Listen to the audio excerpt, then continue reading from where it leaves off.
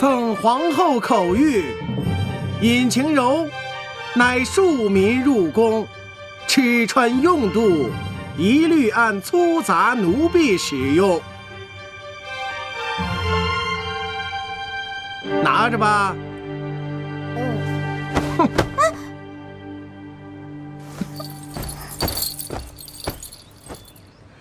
小秋子，奴才在。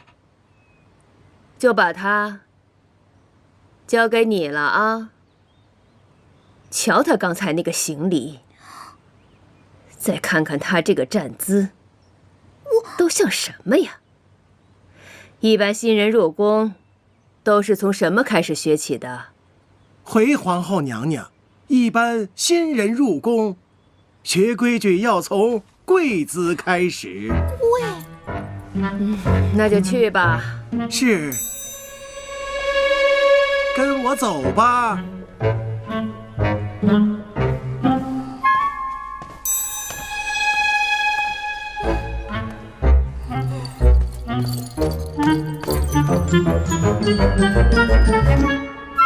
说两句就跪，早知道我应该缝个护膝的。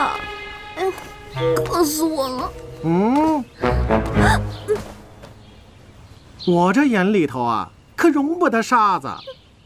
想偷懒，小心戒尺。哼！这四王爷，果然是你。有事说事儿，没事快走。本姑娘没空陪你瞎聊。怎么，刚进宫就被罚跪啊？你，四王爷，这新人入宫啊，第一个要学的就是跪。这规矩好。邱公公，还有没有别的什么规矩？比如说，倒夜香、扫塔楼，或者……行了吧你，没你这样落井下石的。闭嘴！脾气倒不小。你知道得罪我，分分钟我都能要你小命儿吗？哼，你们这些富二代都这样，谢延琪这样，你也这样。有本事你们就杀了我！反正我都进到这个大笼子里了，也没什么好日子过了。富二代什么意思啊？不对，你们应该叫做皇二代。皇二代？哎，有意思。有什么意思啊？你爸是皇上，江山是你爸打下来的，跟你有什么关系啊？你做过什么贡献？你是拯救过地球呢，还是促进过经济发展啊？你凭什么过得那么逍遥自在？反而是我们这些踏实努力工作的人，却要被你们这些坏人踩在脚下，啊，简直没天理！闭嘴呀！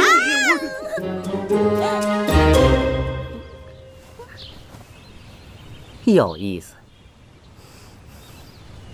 哎，走，跟我走。去哪儿啊？四王爷，放开！你都拉疼我了，懂不懂怜香惜玉啊？那我也让你拉我，算是扯平了。我才不稀罕！哎，我好歹帮了你，连句谢谢都没有。哎，害我进来的是你哥，罚我的是你妈，我干嘛要谢你啊？行，算我自作多情。要不是我三哥喜欢你，我才不稀罕帮你。我还告诉你，要不是他，我还不至于这么惨呢。那这样吧，作为报答，你给我讲讲你和我三哥是怎么认识的。想知道吗？想啊。好奇吗？好奇啊。那我就不告诉你。你，邱公公到！哎呀，怎么办？糟了！邱公公肯定要拉我回去继续跪的。你要不要求求我呀？四王爷，你就帮帮我嘛！你可真行，变得可真快。废话，说两句软话就能免受皮肉之苦，这点账我还是会算的。四王爷，尹晴柔还没跪足2个时辰，老奴来带她回去。那怎么能行？四王爷，你不知道这丫头有多无理。刚才你也看见了，她冲撞于我，如果我不好好责罚她，那以后宫中还有我立足之地吗？去回禀母后，就说我今天晚上让她打扫寝殿，一根头发丝儿也不能有，要不然我就让她天天倒夜香。不是这怎么，这么点小事儿还让我亲自去禀告母后？哎，不，四王爷，老奴这就去禀告皇后，告退了。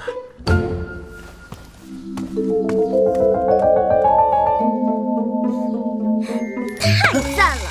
你这个皇二代还挺管用的嘛。你高兴什么呀？我刚才说的是真的，你得罪于我，该罚。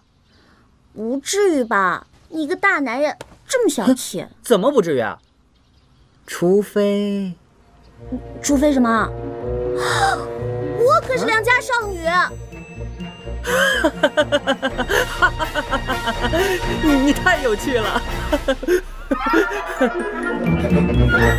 启禀皇后娘娘，尹晴柔被四王爷带走了，说是冲撞了他，他要亲自惩戒。老奴也没有办法，只能回来禀报了。老四啊，四王爷跟你说要惩戒那个奴才是吗？是。表弟一向花样最多了，尹晴柔在他手里一定没好果子吃。哥哥，这个尹晴柔果然大胆，连表弟都敢得罪。我看不如就让表弟好好出出气，也给这个尹晴柔一点教训。也好，不过小秋子，你看着点，毕竟那个尹晴柔是老三送来的人，不要把事情闹大了。哎，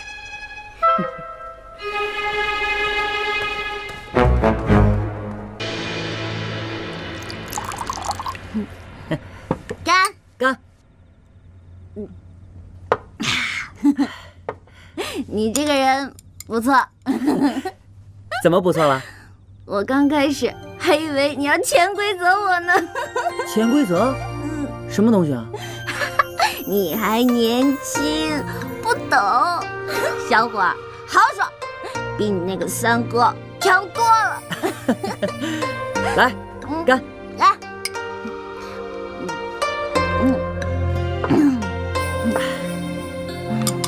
哎，你还没告诉我，你和我们家三哥怎么开始的呀？请注意，没有开始好吗？啊？你三哥突然让我嫁给他，还有没有恋爱自由、婚姻自由了？他想娶就娶，本小姐还不愿意嫁呢。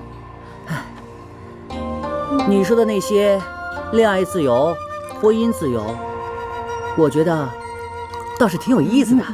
那当然了，你三哥为了整我，让我进宫。可我尹晴柔也不是谁想捏就能捏的软柿子。再说了，我决定一定要通过这次考试，然后当众反悔，让他难堪。你这么说，好像不太喜欢我三哥。那当然了，谁会喜欢个冰块嘞？大夏天都能冻死人。哼，可是我觉得你们俩倒是挺配的。我呸！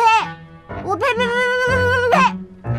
我告诉你啊，就算全天下的男人都死光了，我也……不对，在我们家那边，电视剧里一般说的这样的话，最后两个人肯定是要在一起的。我重新说啊，不管天下的男人死没死绝，我尹晴柔都不会嫁给谢元清。哎，喂，哎，醒醒！哎，来人！三哥哪儿找来这么个丫头啊？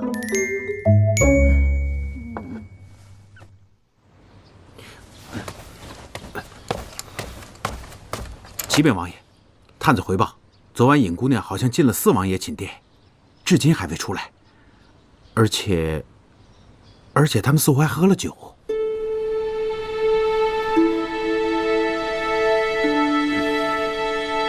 走，去看看。是。喂，起来，把醒酒汤喝了。你别烦我。哎，你。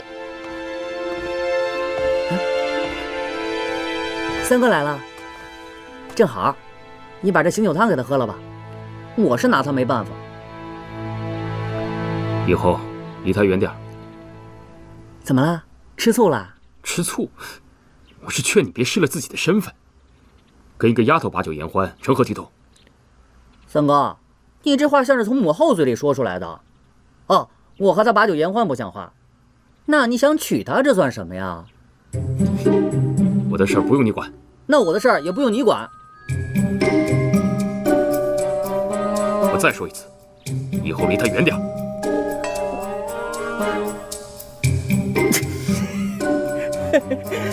明白了，明白了，小弟遵命。还说不是吃醋。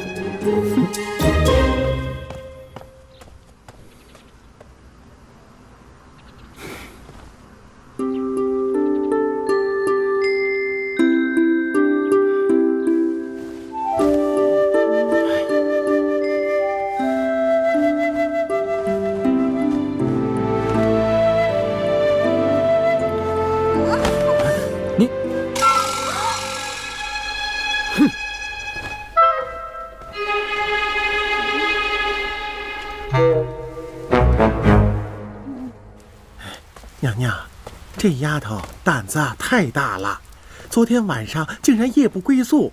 您看，人这不好好的在这儿吗？刚才明明不在呀。下回查清楚再说。娘娘恕罪。尹晴柔，都什么时辰了，还不洗漱？晚了罚跪。我知道了，公公。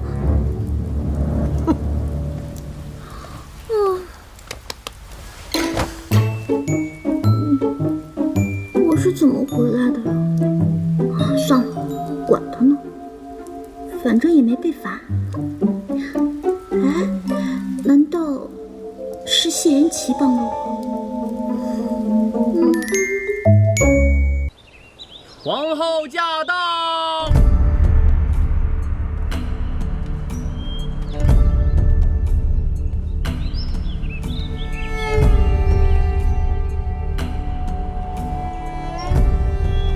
平身吧。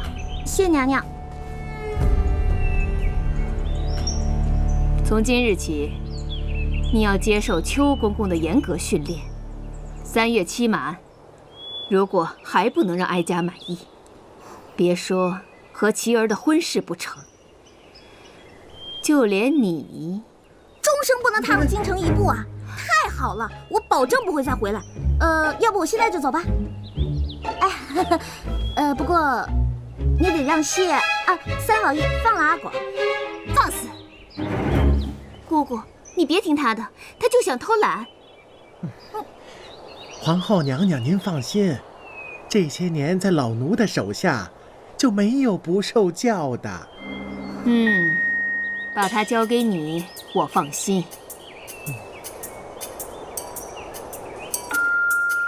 嫣然，咱们走吧。恭送皇后娘娘。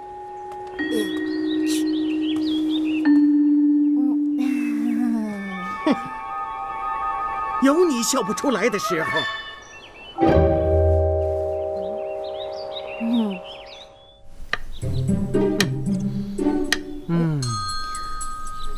打今儿起啊，我要教你皇家的品德：辞令、礼仪、女工，教你行莫回头，语莫翻唇，坐莫动膝，立莫摆裙，喜莫大笑，怒莫大声。你呀，要好好的学，好好的受着。不过我看你现在这副德行啊，你要想学好，那也是难呐。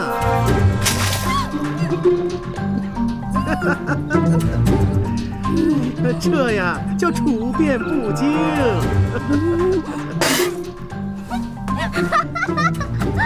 你个死丫头，你找我打呀你！大你找打呀！哎呀，打不着，打不着。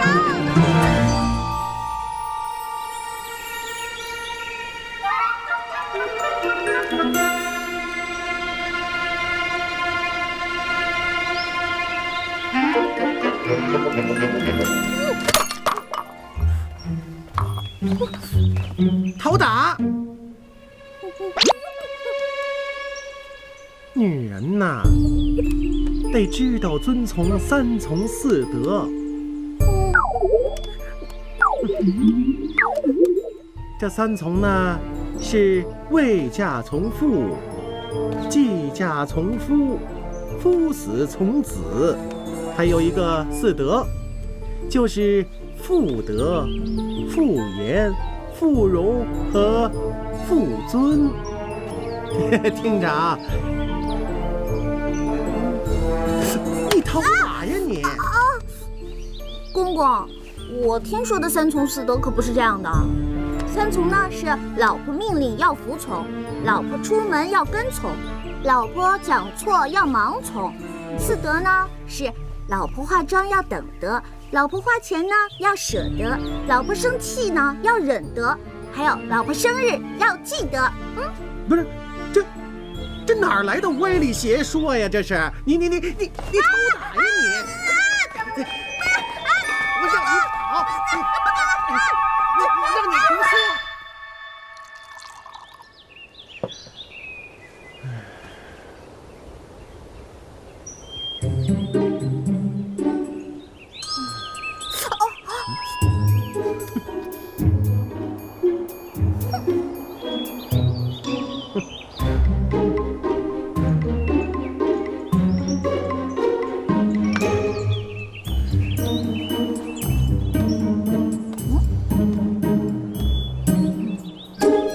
小鸡，你讨打呀！哥哥，我错了，你知道错了，我真的知道错了。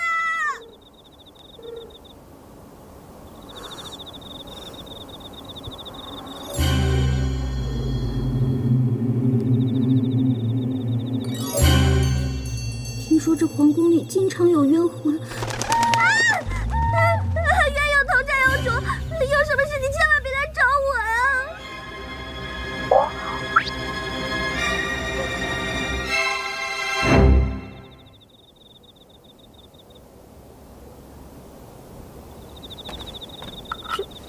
这是什么啊？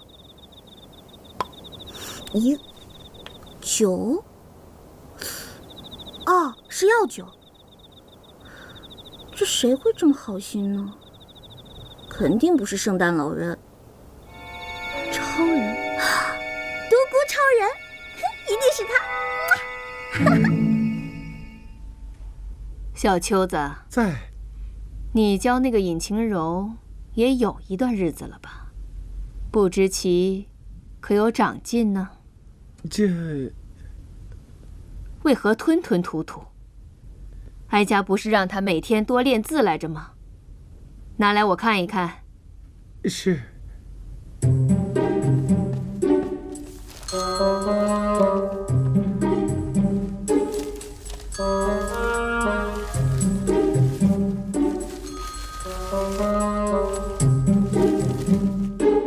这写的是什么？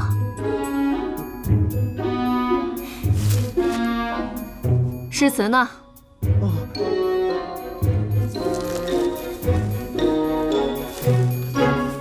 他写的是挖掘技术找蓝翔，一节更比六节强。韵脚倒是押上了，什么意思？老奴也没弄明白。女工呢？再拿来我看一看。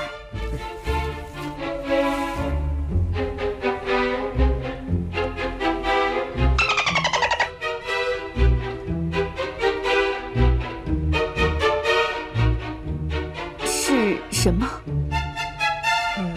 好像是鸳鸯戏小鸡。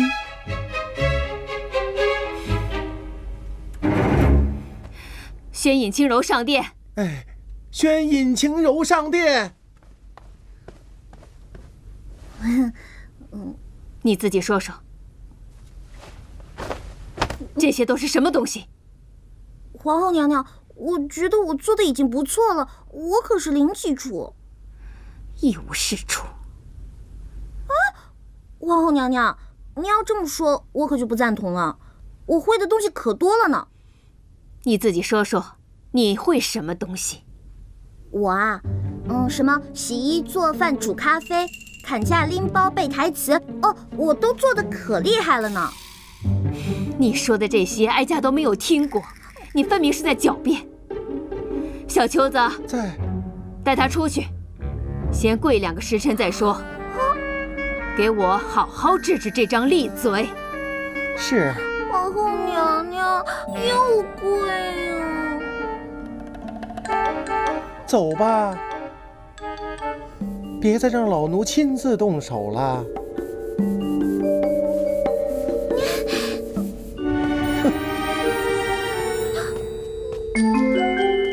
哎呀，热死了！什么嘛，古代人天天闲着没事儿干，动不动就跪。我可怜的膝盖啊！我今天回去必须封个棉垫，以防万一。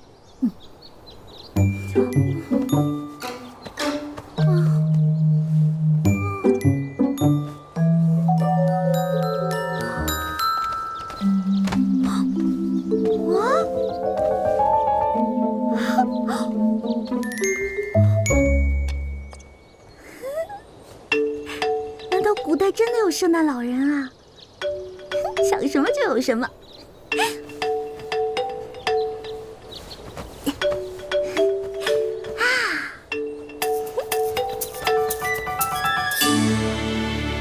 难道又是独孤园？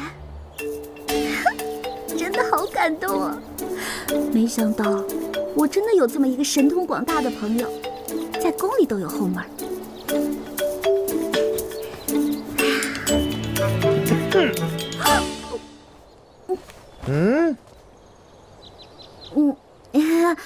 跪久了腿麻了，我稍微动动。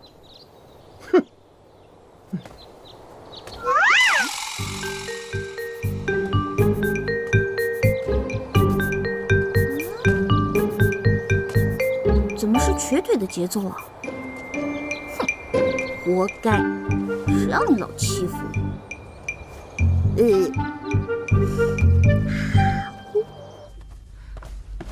我？儿臣参见母后。儿臣参见母后。今儿怎么一起来了呢？倒是新鲜呢。母后，你真是越来越难伺候了。我们不来你念叨，来你还念叨。三哥，你在这待着，我先走了。站住！你以为我不知道吗？要不是被迫住在宫里，你会舍得来看我吗？我就知道母后最疼我了。我倒是好奇老三，平日里1个月进不了1次宫，最近这是怎么了？小秋子，三王爷这是这个月的第几次了？哟，这个老奴也记不清了。如此看来，该走的人是我了。儿臣先行告退。站住！既然来了，就陪母后用完膳再走。你就不想看一看你的那个尹晴柔被哀家调教成什么样子了吗？那倒也不妨一看。小秋子，在。奉茶。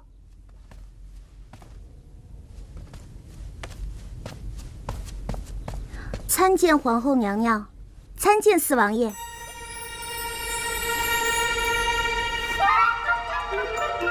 母后，看来你的方法不太灵啊。儿臣恳请母后对这个尹晴柔严加调教，务必让她成为本国女子之典范。先请你。本王的名讳也是你直呼的吗？母后，你看她还是野性难驯，日后就劳烦母后费心了。好说，关乎到皇族的威仪，母后必定尽心尽力。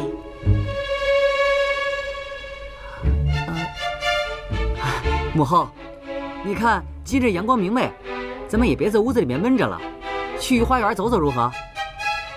也好，晴柔，你也一起去吧。今天就休息一下，好好陪陪老三。好啊，奴婢遵命。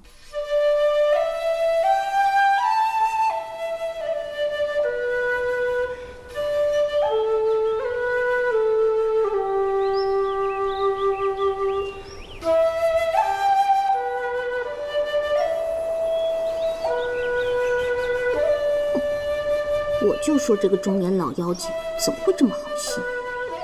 原来是你们吃着我看着，你们坐着我站着，居然还把杜嫣然叫来了，分明就是想让我难堪嘛！去添点酒来。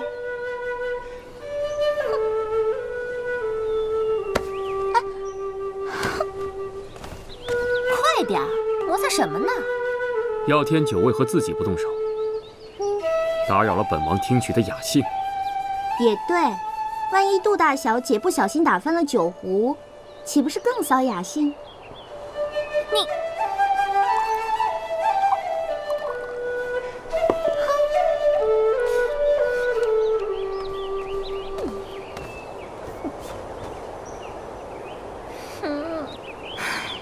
真是越听越好听。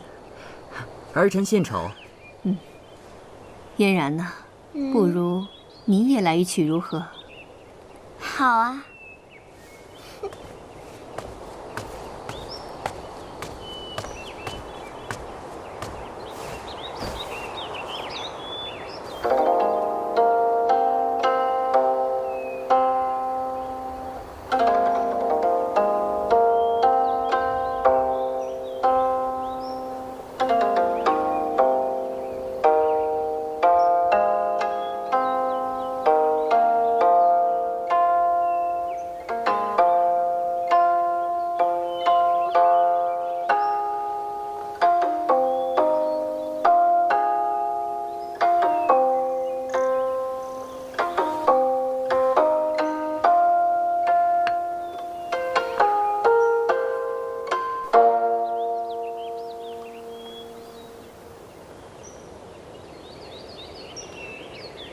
不错，真的不错。老三，母后，你觉得呢？表妹自幼勤学苦练，琴艺自然不在话下。不过晴柔估计也不差。我？晴柔啊，要不你也弹奏一曲给母后助兴如何？你说什么呢？晴柔，你真的可以吗？可不要勉强自己呀。有嫣然、珠玉在前，确实难为你了。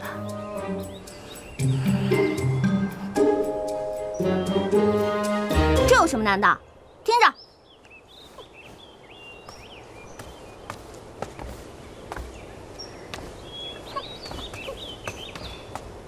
这有什么好玩的？让你们听点没听过的。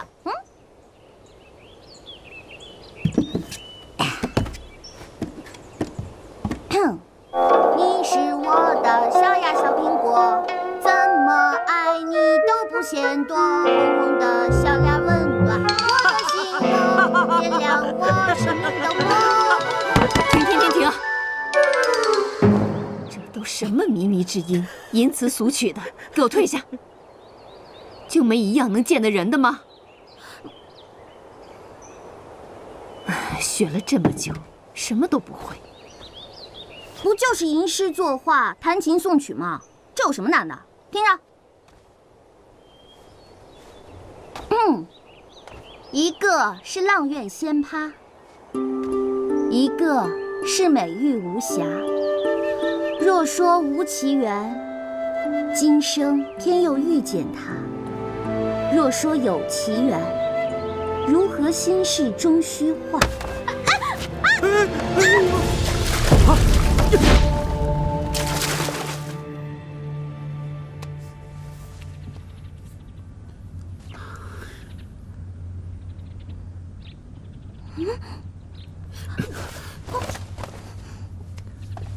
哎，我三哥一看你掉到水里，就奋不顾身的救你，还不谢谢我三哥的救命之恩呢？我凭什么谢他呀？明明是他坑我，好不好？非让我展示才艺什么的，哼！自己笨得像只猪，还赖在我身上。我招你惹你了？天天欺负我，今天还害得我差点没命。还说我笨，我是笨，我最笨的就是明明逃走了，可我却又回来了。我最笨的就是找不着回家的路。谢言齐，你要真这么讨厌我，一刀杀了我得了，一了百了。你们小两口先聊，我改日再来啊。我先走了。你说谁小两口？你误会了。谢言齐，你就给句痛快话，你到底怎么样才肯放过我？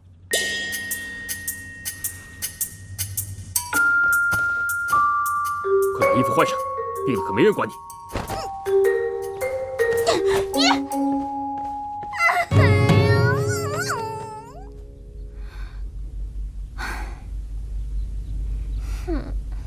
你说你也是，怎么能这么不分轻重？万一真的闹出人命来怎么办？我也没想到，表哥他会那么着急的去救那个尹晴柔啊。即使是你表哥没事，可万一那个尹清柔有个三长两短，老三还不埋怨我一辈子吗？姑姑，你说过要帮我的。我是打算让那个尹清柔知难而退，可我不是要她的命啊！下回绝对不允许再这么胡闹了，知道吗？我知道了。灵齐王到。表哥，儿臣参见母后，清柔已无大碍。那就好，你快去喝些汤药吧，万一病了怎么办？小秋子，不用了，儿臣来是有话要说。尹清柔是我魏国门的王妃，就是我谢言齐的人。当今世上，只有我一人可以让她受委屈。母后，今日就请您给儿臣做个见证，从今以后无论是谁，若是与晴柔为敌，就是与我谢言齐为敌。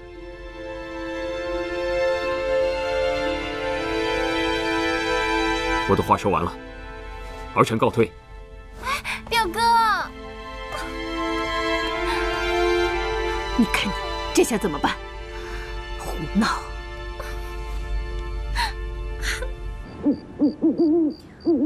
这个谢言齐真奇怪，对人忽冷忽热的。你说他要对我好吧，那不应该送我到这个破地方来活受罪啊。你说他对我不好吧，那干嘛还跳下水救我，还给我送衣服、送补品什么的？古代人的思维真奇怪，烦死了，烦死了。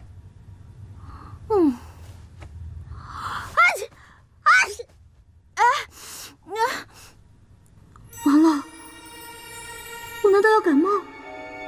这可是在古代啊，万一得个肺炎什么的，那可是不治之症。既然没人可怜我，那我必须得对自己好一点。要不先洗个热水澡？哎，不行，没有木炭啊，这怎么办啊？皇后娘娘，跟他借的，他肯定不在乎。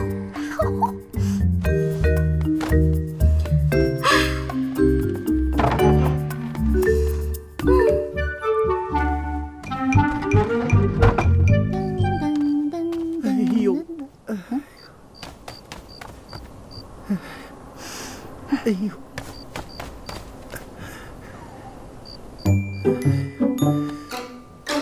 原来邱老头得了风湿啊！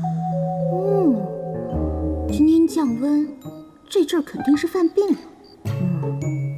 难怪上次见他走路一瘸一拐的，活该，谁让你老欺负？不行，尹晴柔，大人不计小人过，你要是就这么走了，那不就和邱老头一样了吗？邱老头，算你走运了。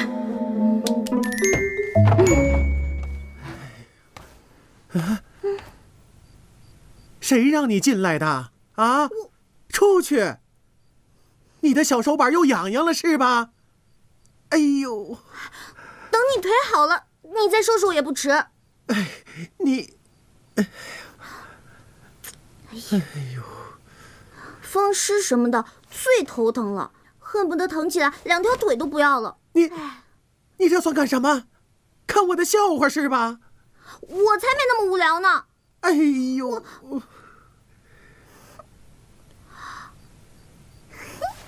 等着。哎呦！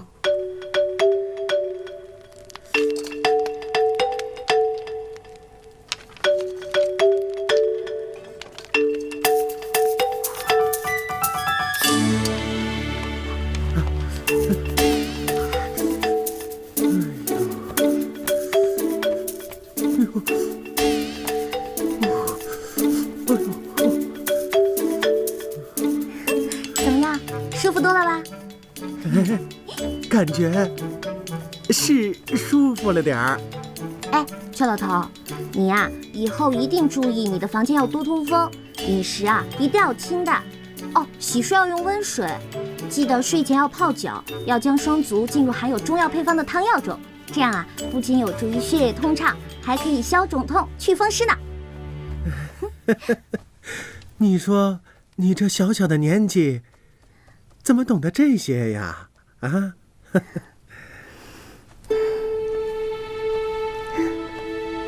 在我老家呢，我父母也有风湿，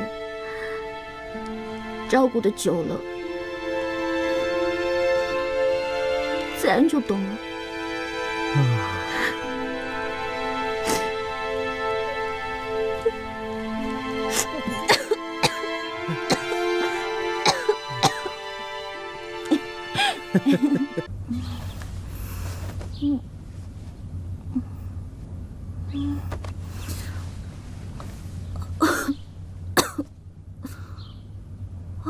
糟了，都这么晚了，要是被邱老头发现，肯定又要骂我了。晴柔姑娘，今儿邱公公身体抱恙，让您自行练习。公公还嘱托，近日宫中伤寒肆虐，让姑娘你务必喝下这碗治风寒的汤药，以防传染了皇后娘娘。哦，替我谢谢邱公公。是。哎呀，尹晴柔，这么多关你都闯过了，这点苦算什么呀？阿扎阿扎 ，fighting！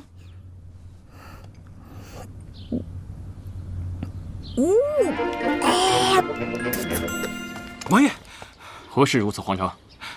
启禀王爷，宫里来信，尹姑娘，她病了。终究还是病了，走去看看。哎，王爷，这是帮你找的字画，日后再说。哎，王爷这是怎么了？尹姑娘病了，所以王爷有些心急。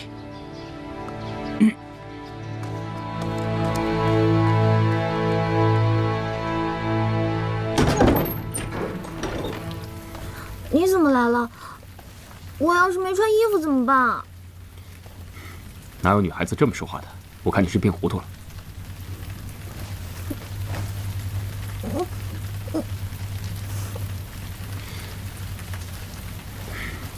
怎么了？我没死，你是不是不开心啊？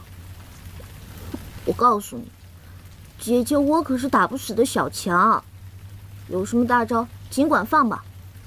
怕了，我就不叫尹晴柔。小强，尹晴柔，你给我听好了，你要是再敢生病，或者是比我先死，你就死定了。我看你才是病糊涂了吧？我要是死了，还怎么死定了？总之，本王自有办法。你不会是要鞭尸吧？先期那个真够变态的。我会去禀报母后，这几日你身体不适，免去你的训练。等你想起来，黄花菜都凉了。邱公公已经发话了，说让我这2天休息。邱公公，行啊，尹清柔，邱公公一向只听母后的，没想到现在居然替你说话。那当然了，我是谁？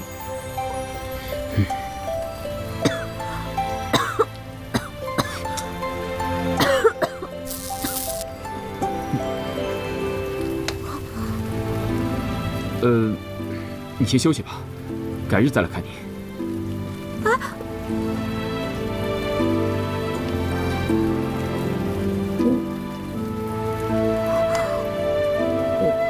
我一定是病糊涂了，要不然怎么会有触电的感觉呢？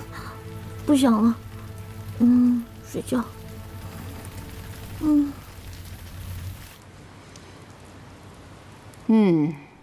不错。没想到尹晴柔还能绣出这样的东西来。是呀，尹姑娘这阵子很刻苦的，老奴也觉得诧异。还别说，看起来还有点像你的手艺呢。是老奴亲手所教的，自然像老奴的手艺了。我看看，也没什么了不起的嘛。姑姑，您不会这样就让他过关了吧？本来想呢，那个丫头熬不住，自己也就走了。可没有想到，她不仅撑了过来，现如今还想有所成。哀家都不知道该如何是好了。既然这些都难不住他，那我们就给他来个大的。什么大的？再过10日就是皇上寿辰，依我看，不如就交给尹晴柔来操办吧。那怎么可以呀？她绝对办不成。要的就是她办不成。到时候皇上一生气，表哥再说什么也没有用了。不可借皇上的寿宴开玩笑。姑姑，这怎么能是开玩笑呢？这可是我的终身大事。姑姑，求求你了，寿宴年年都有，大不了明年我们再好好操办不就是了？给皇上补回来。姑姑，姑姑。好了好了好了，真拿你没有办法。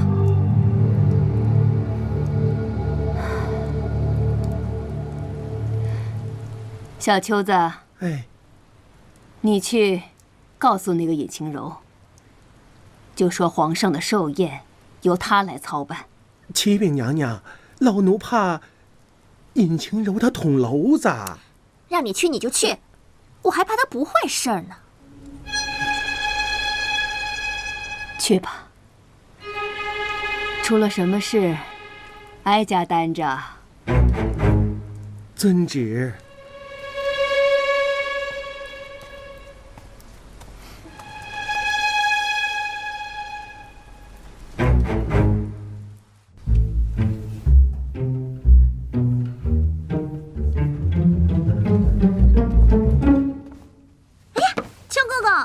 邱公公好。邱公公，什么风把您给吹来啦？晴柔啊，我今儿个来找你啊，就是告诉你，皇后娘娘已经决定了，让你来操办皇上的寿宴。什么？我？啊，就是你啊！皇后娘娘，她这是哪儿来的灵感啊？我连皇上的面都没见过，我怎么办啊？没错，要是靠你自己，那是绝对完成不了的。可要是完成不了呢，那就是死罪。公公，咱能不能少办点落井下石，多做点雪中送炭的事儿啊？我说你这丫头能不能少犯点贫嘴啊？我这话还没说完呢。这当务之急呀，只有去找三王爷帮忙。不可能，我绝对不会求他的。再说了，我就算求他，他也肯定不会帮我的。你给我听着，眼下三王爷呀，最得皇上的喜欢。啊，你找三王爷帮忙没错。再说了，他是你未来的夫君，帮你那是理所当然呢。呸！公公，公公，你说你这丫头，我好心给你指阳关道，你不走，这我不管了，我。哎呀，公公，我错了，你别生气了。公公，你能不能帮我通知一下独孤远，让他今夜子时在御花园的凉亭里等我。谁？独孤远。独孤远？你确定不是三王爷？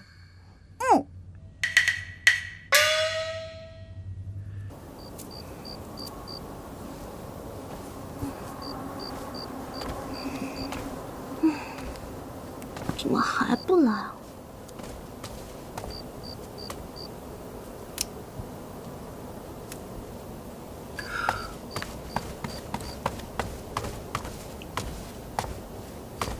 尹姑娘，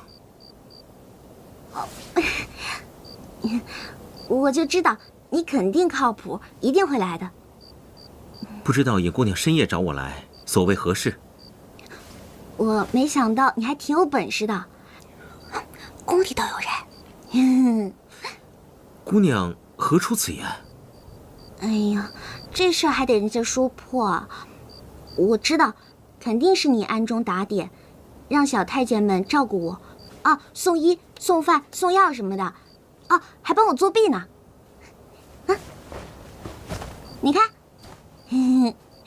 我现在一点都不怕贵了，而且啊，它还有保暖功能呢。尹姑娘，你找我来，想必是有很重要的事情吧？哎呀，你看我一见到你我就说个没完，我都忘了正事儿了。我找你是想请你帮忙的。哦，不妨说出来。皇后娘娘让我操办皇上的寿宴，可是我这人生地不熟的，我连皇上的面都没见过，而且皇上什么喜好我也不知道。我这要是办不好，那可分分钟都是……我就想请你帮我出出主意，帮帮我，不然你下次见到我的地方，很可能就是刑场了。尹姑娘，事情没有那么复杂。当今圣上乃是明主，凡事都讲究节俭。你只需要记住一点，皇上乃是重情重义之人，喜欢阖家团圆，投其所好，必诸事顺利。团圆。有了，独孤，谢谢你，你真的很靠谱。那我就回去准备了，你也快回去休息吧，拜拜。当当当当当当当当当。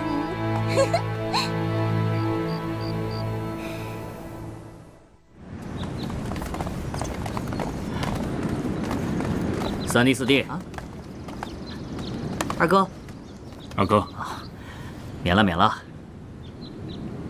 三弟，多日不见，我看你最近消瘦了不少啊，难道是灵齐王府的伙食不好吗？谁说的？三哥身体好着呢。啊，哎，对了，父皇的寿辰马上就要到了，我打算甄选搜集海内的珍宝，为他老人家献上一份大礼。不知道二位兄弟有何高见？再厚的重礼，也不如大哥在世能让父皇开心。三弟说的极是，可是逝者已矣，还是要想办法让父皇别太伤心，免得伤了龙体。如今父皇和母后身边就只剩我们兄弟三人，只有手足齐心，父皇才能安乐呀。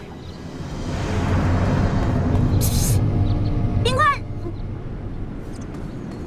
仙琪，你过来一下。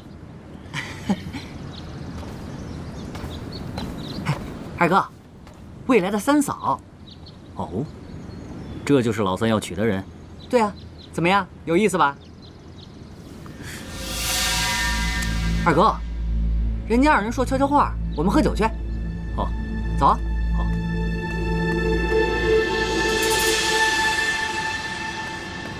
谢言齐，你过来。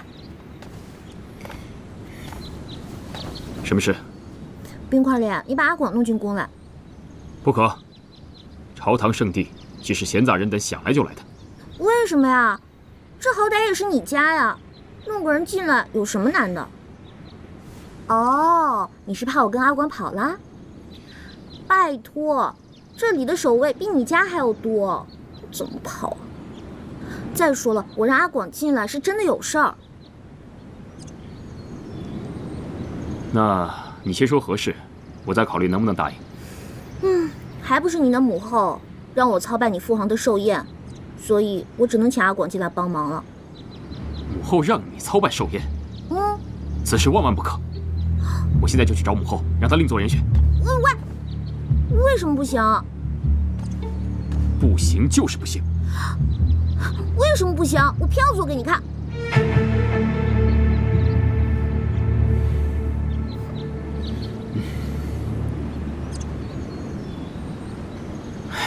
既然这样，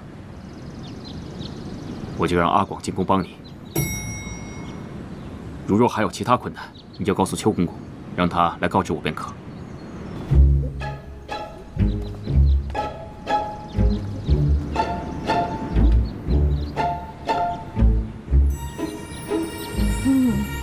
秦柔，阿广，来，哇！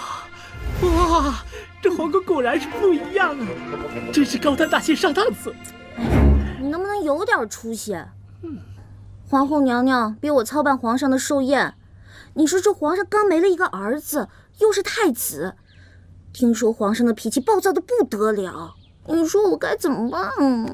这么难搞？哎，你这不是害我吗？我想来想去，只想到了一个办法，而且还得你帮我。知道我的重要性了吧？说吧。你觉得咱们拍场戏怎么样？拍戏？就是皇上现在思念太子成吉，想让他高兴的话，办法只有一个。什么办法？那也不能让那个大皇子活过来。你不会是……哎，不行，我连那大皇子见都没见过，你让我怎么画呀？没关系，我已经托邱公公从皇后那儿偷来一幅大皇子的像。邱公公说了，你和他的身形差不了太多。这就算画得再像，这近看还是会穿帮的。这个我也替你想好了，等到皇上生日的那天晚上，我单独叫他进房间，趁着月光朦朦胧胧，你只需告诉他，我过得很好，我已经投胎转世，请不要再牵挂我。合着你还是让我演个鬼？亏你想得出来，尹晴柔。阿广，我这不是为咱俩着想吗？只有保住命了，才能想办法回家呀。可是还有个问题。你怎么又有问题啊？就是我特效化妆的那些家伙事儿，全都在那个工具箱里。就是我们找孔双双的时候，我背的那个。哎，就是我特别贵的那个。哦，我想起来了，穿越的时候不知道哪儿去了。哎，你说会不会掉在我们穿越过来的那个地方啊？来的时候我的确是带着的，我觉得应该在那儿，没错的。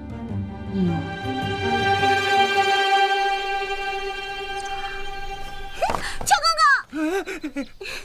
哎呦，你这个死丫头，手板又痒痒了是吧？公公息怒，公公息怒啊！说吧，有什么事儿啊？公公，我想出宫。出宫？那可不成啊！万一传出去，让皇后娘娘知道了，我担当不起呀。公公，求你了，我出宫也是为了皇上寿宴的事儿啊。哟，为皇上的寿宴？对啊，我出宫去采办皇上寿宴用的东西。你说说，我这要是办不好，自己掉脑袋是小，要是连累了邱公公你，哎呦，跟我有什么关系啊？你想啊，邱公公，您平时对我那么的好，我这要是不在了，我肯定会经常回来看你的。好，我怕了你了，成了吧？这出宫也行，不过我有个条件。什么条件啊？这些日子呀，我这口苦得厉害，就想吃那正德庄的龙须糖。原来公公你也是一枚吃货啊！吃货没什么，放心吧，保证带到。还有没有别的什么要带的？没了。不过我可提醒你啊，早去早回，别误了关城门的时辰。要真是那样，我可饶不了你。好嘞，谢谢公公。那公公，我先走了，再见。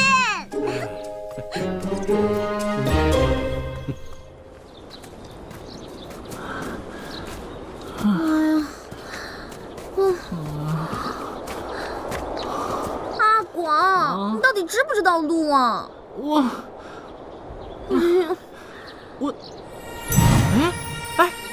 我们好像就是从那儿掉下来的。那我们还不快去？走，慢点儿。不走了，脚都快走折了。这怎么找嘛？咱俩肯定不行。你去求求冰块脸，让他多带几个人来找吧。我才不要求他呢。你这死要面子活受罪的，我是一步也不走了。哎呀，烦死了！我怎么这么倒霉啊？哎呦，谁呀？这声音好熟悉啊！我们快去看看。好，走。你笨死了！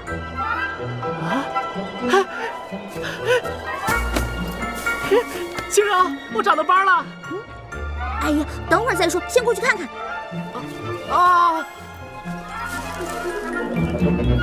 大同！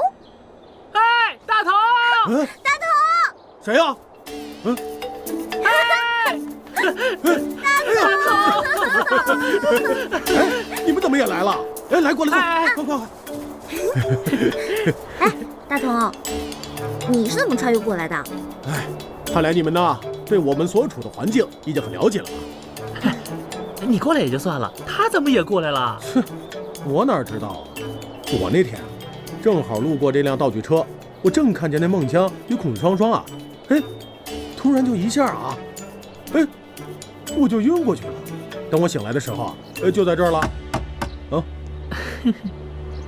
那孔双双和孟姜呢？我醒来的时候，就我自己，还有这辆车，没有看见他们。妈呀，他们俩不会也穿越过来了吧？那我就不知道了。那大同，你最近怎么样啊？我醒来的时候啊，我还真的以为是地震了呢。我回到剧组里啊，发现整个剧组都不见了。回到驻地啊，剧组竟然变成了一个城镇，而且所有的人全都是古装打扮。我就在想，我这是迷路了呢，还是在拍什么戏啊？我就问路边的人，你们是在拍什么戏呢？结果他们以为我是神经病，非要把我绑起来，然后把我送关。后来呢，有个老头人特好，就收留我在家里干活。这慢慢呢，我就意识到，原来我是穿越到古代来了。再后来啊，我就凭着我的手艺活，在这儿干点木匠活什么的。今儿啊，我是正碰巧过来取工具的。没想到在这儿碰见你们了。你们怎么样？我们啊，说来话长了。天色也不早了，我们要回宫了。大同，你要不要跟我们一起啊？回宫？回什么宫啊？当然是回皇宫啊。什么？回皇宫？我就是这么当上宫女的，其实还好啦。原来是这样啊。我说你们真行啊，同样是穿越过来的，怎么差距这么大呀？行什么呀？这次办寿宴，办好了没功，办不好啊，又得掉脑袋。你看什么呀？太监。谁叫我这么倒霉？临来之前好死不死之前穿了一身太监衣服，结果就被人家当成……可怜，人家可是纯爷们，好不啦？其实啊，我在剧组的时候啊，就怀疑过。来，让我检查一下。哎呀，好了你们两个。大同，其实正好碰到你，我有一件事想求你。哎呀，晴柔，你说这话就见外了。以前在剧组的时候，孔双双自己弄坏了道具，非说是我弄坏的。哼，要不是你当时拍了照片啊，证明我是清白的，恐怕我早就被剧组给开除了。现在大家困在这个地方，别说什么求不求的，你有事就说，只要是我能办到的，就一定办到。大同，够敞亮，够哥们儿。其实呢，这件事对你来说是小菜一碟，谁让你是金牌道具师呢？其实是这样的，我跟阿广呢是想送皇上一份特别的礼物，但是这个礼物呢需要一些道具，我本来还愁这事儿呢，到哪儿去找道具呢？谁知道天上掉下一周大同，真是天助我也啊！那这样吧，一会儿呢，你说说你需要些什么东西，然后送我回去，我好提前准备一下。好嘞，其实呢，我需要的是一个长方形的桌子，长一点的，就欧式，就西方欧式的那种，然后需要一些西餐的餐具，牛排啊，蜡烛什么的。过来，我跟你说啊。